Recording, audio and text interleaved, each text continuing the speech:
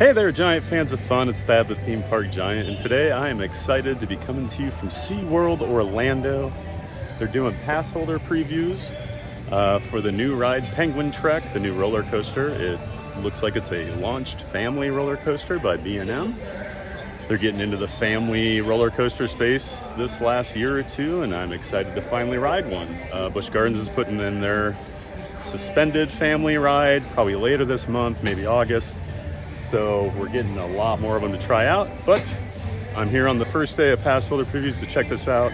Park opened at 8 this morning. I think they're expecting big crowds, so I got here right away to check it out. Come along, let's go have a giant day of fun. And it's about 8:15 or so. I got here a few minutes after opening. The park is empty. See, the sun is still pretty much rising for the day, and it is already pretty steamy. We're expecting well over 100-degree heat index here in Central Florida for the next at least week, more than likely the next 3 months. So it's that time of year. And if you're not too familiar with the park, when you come in, you'll go to the left. You'll see Manta, the flying coaster. You'll pass right by that. Just keep going past that and follow any signs for Antarctica. It's where it's where the penguin exhibit is. Penguins have been closed for quite a while because of this construction, but we are finally ready to open this thing. Haven't seen it run yet. Maybe there's just no people over here yet. And then as you come around towards like Journey to Atlantis, and then you'll see Kraken. Here's the actual entrance to the Antarctica area. Greetings from the bottom of the world, Empire of the Penguin. And they are actually filming the commercial today for the new ride. There was some stuff in the email that you may actually end up being in the commercial. So I probably won't be because I have my logo, my theme park giant logo stuff. So, but whatever. All right, Penguin Trek, here we go. So there's the Penguin exhibit entrance.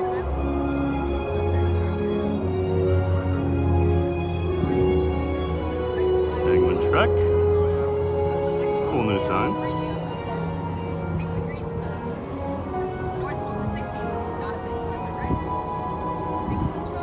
And they have the these are a new restraint type for B&M. It's very similar to what Intamin and Mac have been doing lately. They're much more comfortable over the shoulder restraints, a lot freer. Make sure you check that test seat out. And then you've got ride max height of 78. To ride alone, you have to be 51, and to ride with someone else, 42. I'm just under that 78. I'm 77. All right.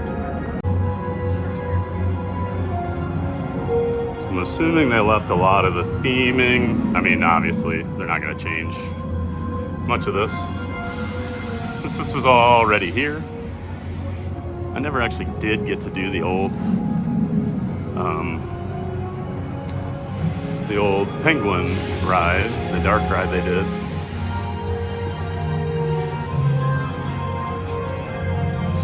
Never heard very good things about it. It closed like right before I moved down here. I would have done it.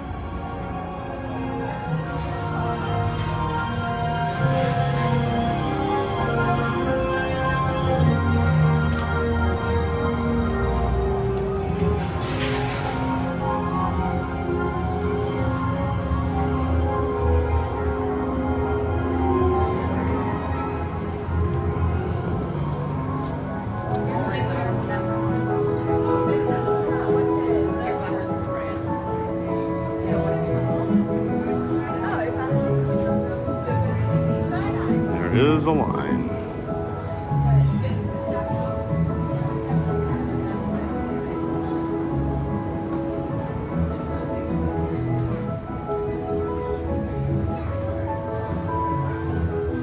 I guess we'll get comfortable. Some of the employee time cards here. Got a lot of time to check out the queue this morning. It's not moving very fast. Got the geology department, chemistry, veterinary. Just a lot of super cold weather theming. Snowboarding helmets, mittens, some ski boots.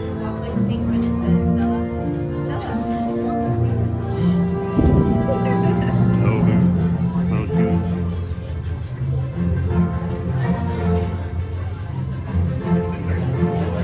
And it's already super hot here in Orlando, so the theming to me is a little funny sometimes. Although they do have the air conditioning cranked.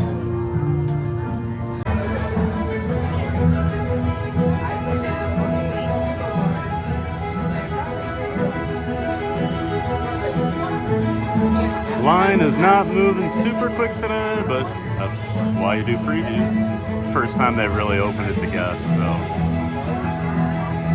I don't expect it to be running at 100% efficiency. But they do open July 7th to all guests, so just a few days away. Today's July 2nd.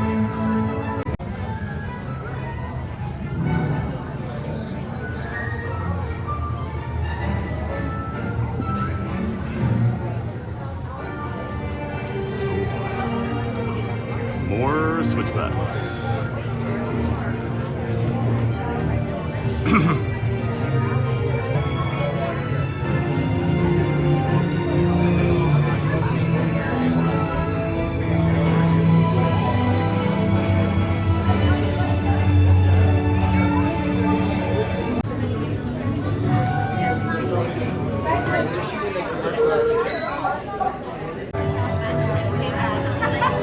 Just realized they're filming the commercial, so that's why it's taking longer.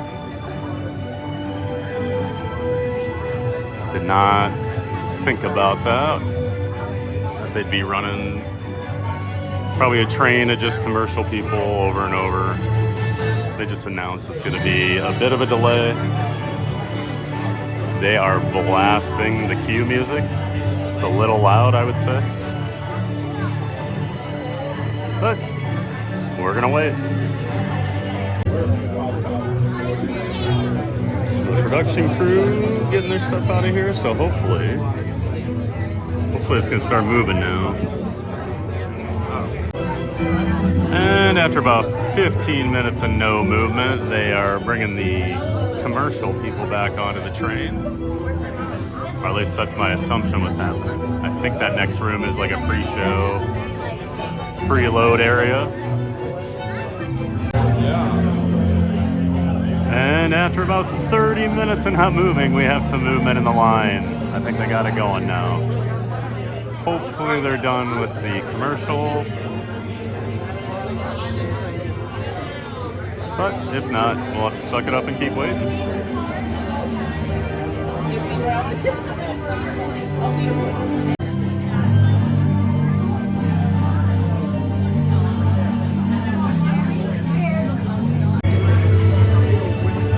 Standing here looking at these world clocks for the last couple minutes, and the OCD in me is going crazy because the far right one, the 09, is not straight.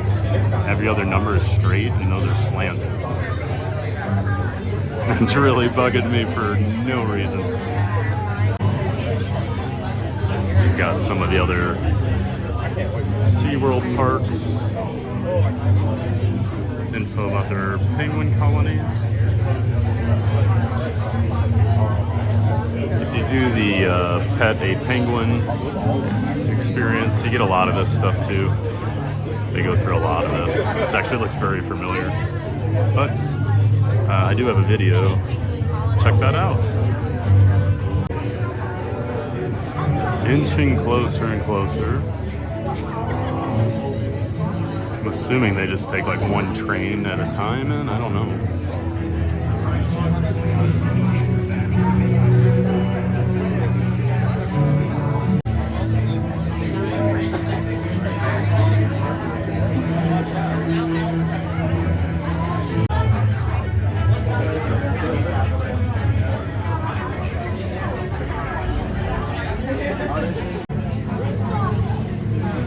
Pretty sure the coldest I can ever remember Iowa being when I lived there was like 45 below. I cannot even imagine 144 below. Although at a certain point, it all feels the same, it just hurts.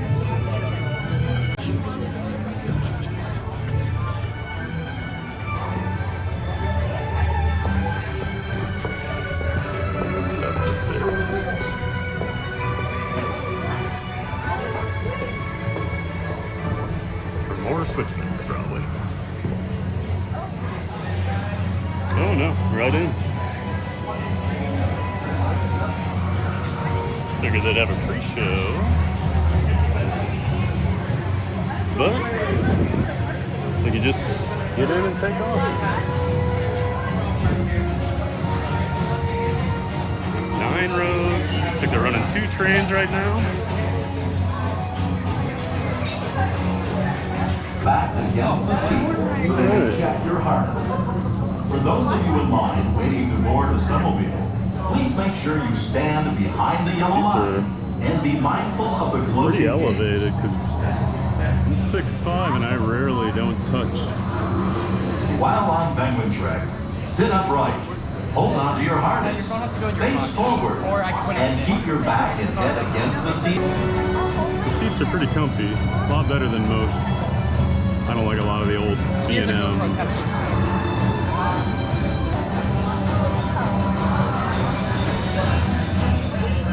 Scan platform. Here we go. Platform there.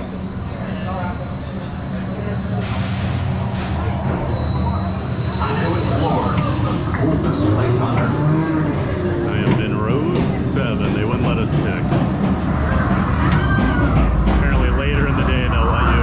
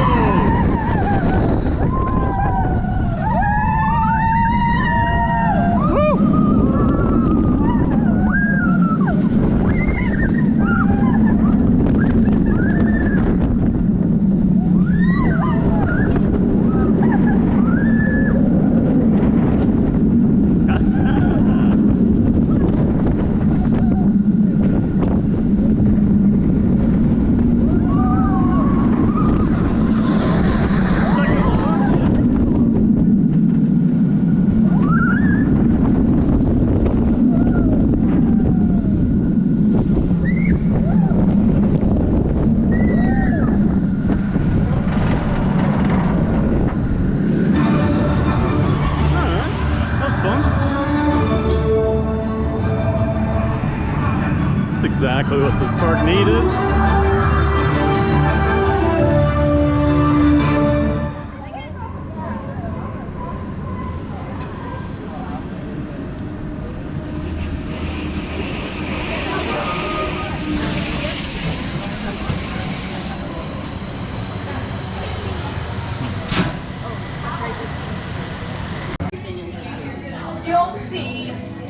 So we just got off the ride here, and there's a bit of a penguin viewing area. The glass is blacked out, so it's kind of hard to see.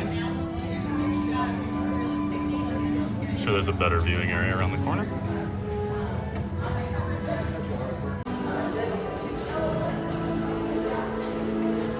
I'll get some thoughts here on the ride when I get out, but just showing the exits.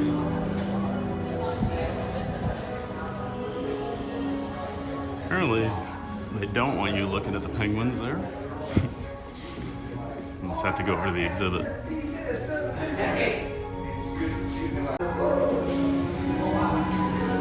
Looks like there's...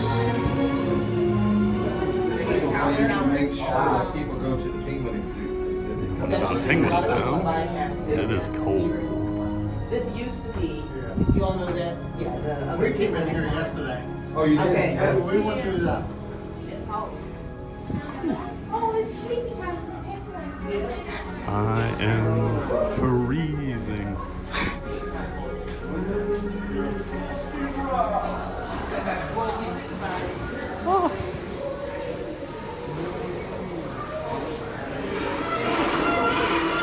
Oh, I think they keep it dark because they trick them with the sunlight. I remember them explaining that when we were here a few months ago for the penguin meet and greet.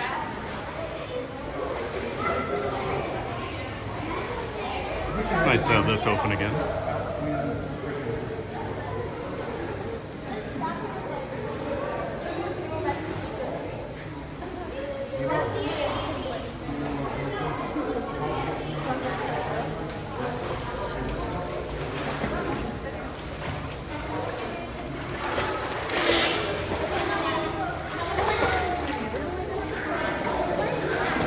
Oh man, as they're moving.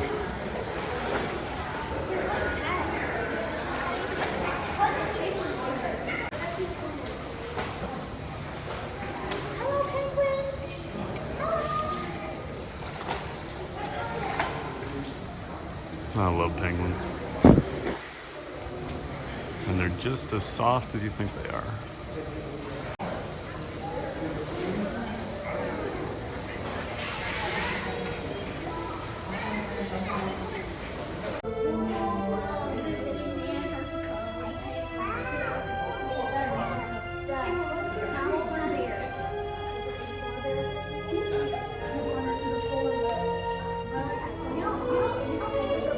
Oh, that's so cool.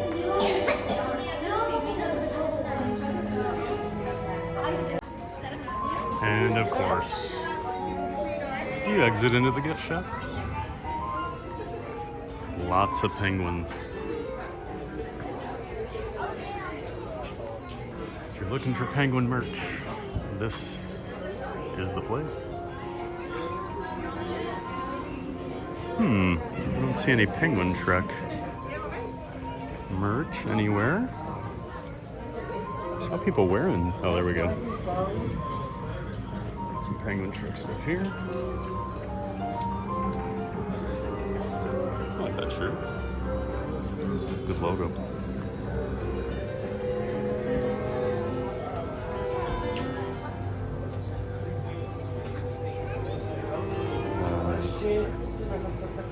Some hats, shirts, mugs, water bottles, shot glasses,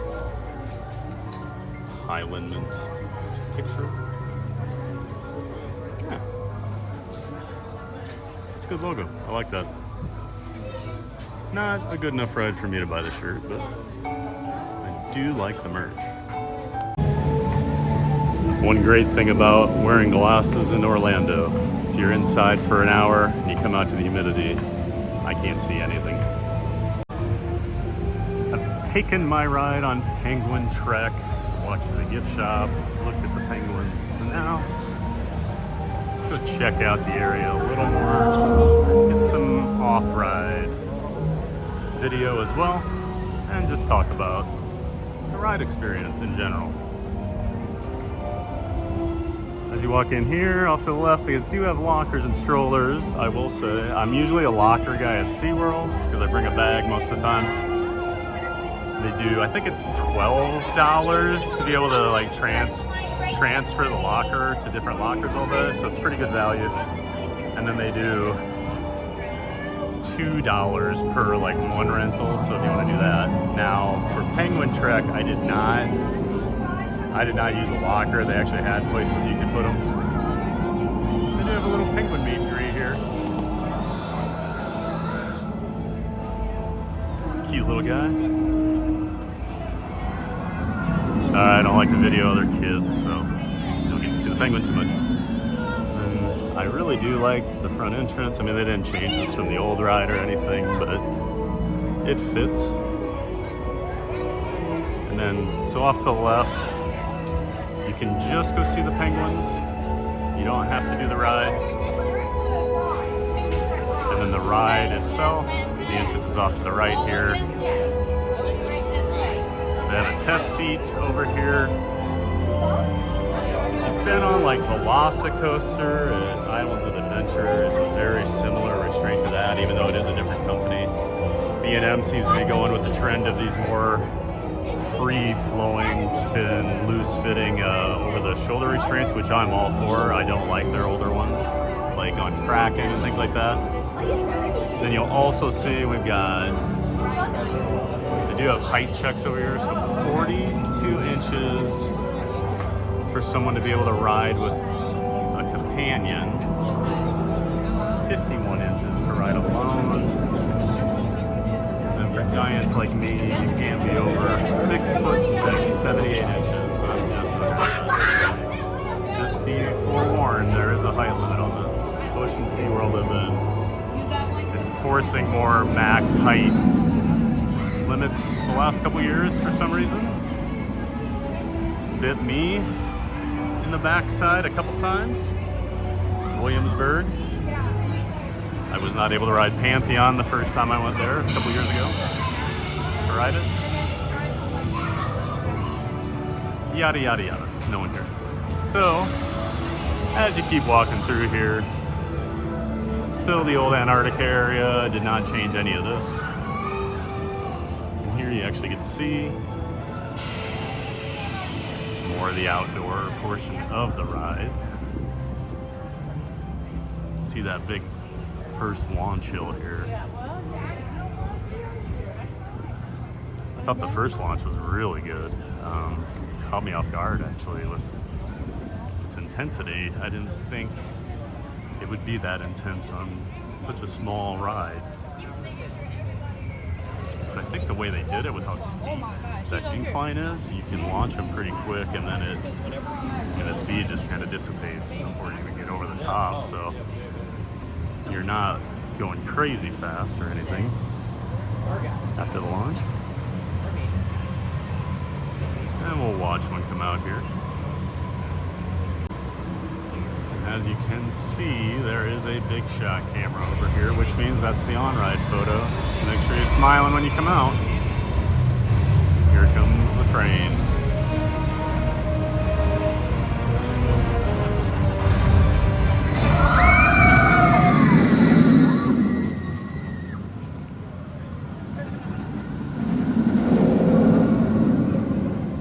Definitely looks a lot slower from the ground than it is while you're on it. I thought it was really smooth.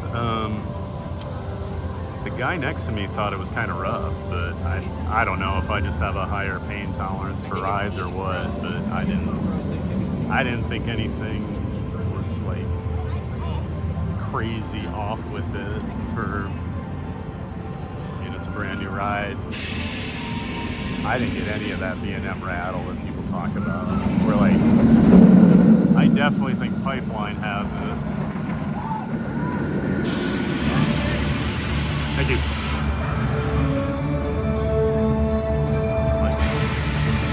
Like my shirt.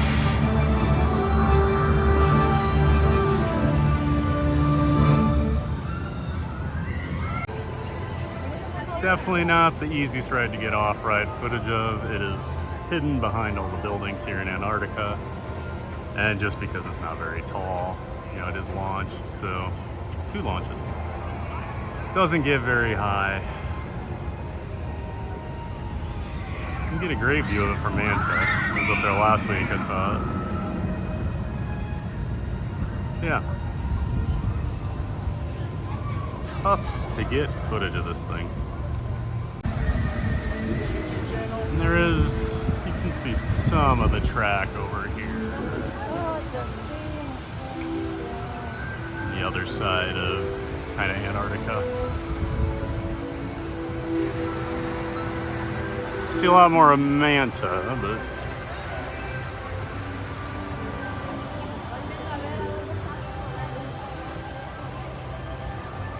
there you can see quite a bit of it. I actually have a person standing out here under an umbrella to get professional on-ride photos for preview day. I do not want her job right now. At least she gets an umbrella. Wish I had one.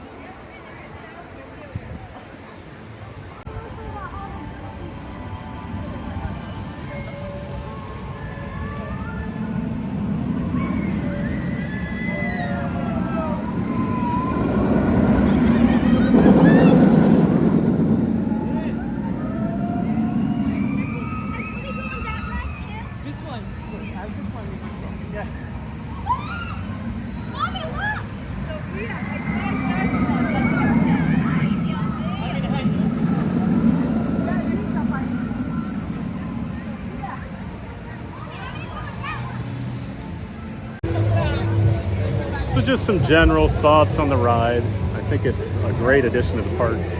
As just a roller coaster, I don't think it's the most thrilling, or, you know, I'm not gonna, if you just put this in a Six Flags without any theming or whatever, it'd just be an okay roller coaster, you know, and that's all it's supposed to be. I think this is exactly what SeaWorld needed. They have a lot of really big thrilling rides here. Not a ton for kids, you know, they have the Sesame area and things like that, but they could use more rides. Every roller coaster, I mean, even Icebreaker's big. I think it's a 48-inch height limit on that, so it's not really a great family coaster. But this is, I think it's a great, you know, it's not super intense. The launch is intense enough, the first one. But after that, it's just a smooth, fun ride. Apparently people are already complaining about the B&M rattle. And some of my friends have already been texting me asking because they heard Coaster Nerds were saying there was a lot of rattle, but I didn't. I'll tell you if there's rattle. There's rattle on Pipeline. I don't think this has the rattle that I'm used to on B&Ms the last few years, so I thought it was really smooth. Great first launch, a lot of fun, you know, little airtime pops. Second launch is what it is, basically enough power to get you back to the station. The theming is pretty good for SeaWorld, I would say. The queue area is pretty well done. I thought there'd be some sort of pre-show explaining it, but the way the queue was set up, it looked like you were gonna go into like a pre-show, so maybe that's why I had my brain set on that, but it doesn't really need one, I guess. But yeah, all in all, it's a fun ride, you know. Do I think you need to drop everything and get over here? No, it's not that good or anything, but, you know, if you're coming, it's definitely worth waiting for. If you're a local, get over here. But yeah, it is what it is. It's a launch family roller coaster. And I think SeaWorld knocked it out of the park, honestly. Just what this park needed. Kudos to them. I'm excited about B&M's future with some of these family rides. Especially like Tampa's putting in the suspended family B&M here, hopefully later this month or early August. So we'll check that out too. But yeah, thumbs up SeaWorld. I think that's gonna do it for this video because I've been here a while and it is hot. So yeah, make sure you stay hydrated when you come to these parks in the summer. That's gonna do it. I had a lot of fun riding it and making this video, and I hope you have a giant day of fun as well. We'll see you next time.